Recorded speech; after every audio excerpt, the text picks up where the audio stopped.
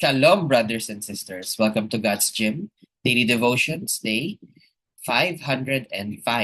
Let's open our time in prayer.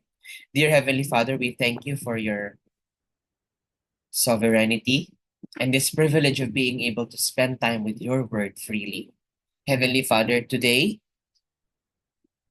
you have given us a passage on prayer, and prayer, Lord, is one of the highest privileges you've given us. It's a direct line of communication to you. I can't think of any other higher honor than being able to communicate with you freely via your Son, Christ Jesus. We thank you for your sacrifice, Lord Jesus, because you have restored our fellowship with the Heavenly Father. You have connected us to you once again. Lord, draw us to you today and show us. Show us through this passage what we need to improve, what we need to change. Speak with us, Lord. Your servants are listening. Your children are listening. In your mighty name we pray. Amen. Today's Devo is entitled Straight Lines, and today's passage can be found in 1 Samuel chapter 12, verse 23. And it reads, Moreover, as for me, far be it from me that I should sin against the Lord by ceasing to pray for you. So let's let that sink in. Far be it from me that I should sin against the Lord by ceasing to pray for you. So what does this imply? What does this imply?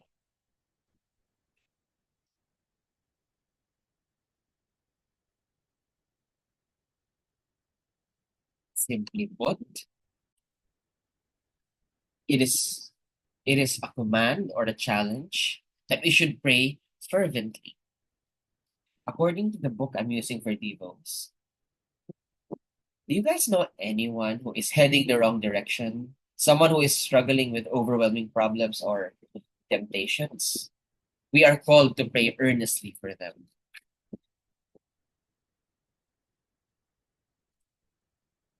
An author, Sidlow Baxter, pointed out that our loved ones may spurn our appeals, reject our message, oppose our arguments, despise our persons, but they are helpless against our prayers, even if they don't heed the warnings that we give them.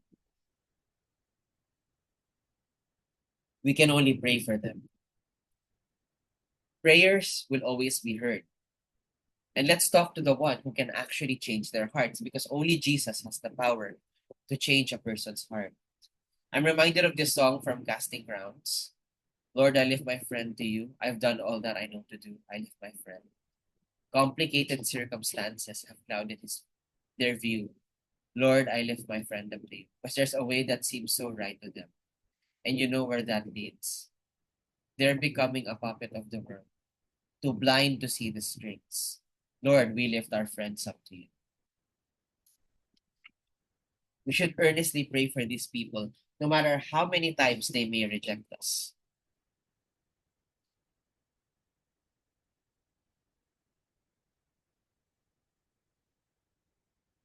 We should pray for them because they are helpless against the power of prayer. Or rather, whatever demon is causing them to be blind is helpless to the power of prayer. Once God comes in, you better believe everyone will listen. So let's not tire of praying for them earnestly. It's an encouragement too. Keep praying. It's not true. Prayers seem like it doesn't do anything, but it does. We just gotta be patient. God is working.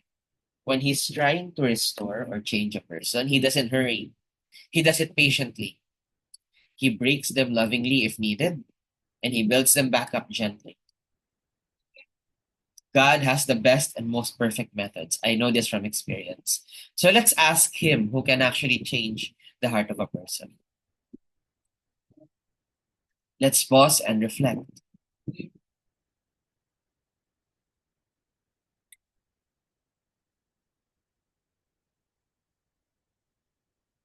Okay, so here are the questions we must ask ourselves today, or rather, questions that we must reflect on.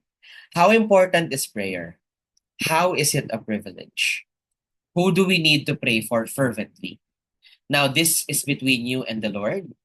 But if you wish, please be reminded you are free to put your answers in the comment section down below. You are also highly encouraged to put in your prayer requests, prayer praise items, anything at all that you wish to share with us. In this way, we will know exactly how to pray for you. And with that, let us close our time in prayer. Heavenly Father, we pray for such people, our loved ones who are too blinded to see that they are becoming puppets of the world, too blind to see the strings. Lord, they may reject us again and again, they may scorn us, they may hate us for it, but Lord, whatever demon is causing them to be blind is powerless to our prayers. Heavenly Father, thank you for this encouragement, not just for myself, but for all those who are listening. And Lord, I also pray for those in the world who are still rejecting you. We pray for them, Lord. We pray that one day they will see you because the clock is ticking. You give everyone a chance, but we won't be on earth forever. Lord, we pray that they will decide to accept you in their hearts and let go of their sinful ways. We love you, Lord. In your mighty name we pray. Amen. That will be all. God bless and keep you. Shalom, shalom, brothers and sisters. Shalom, shalom.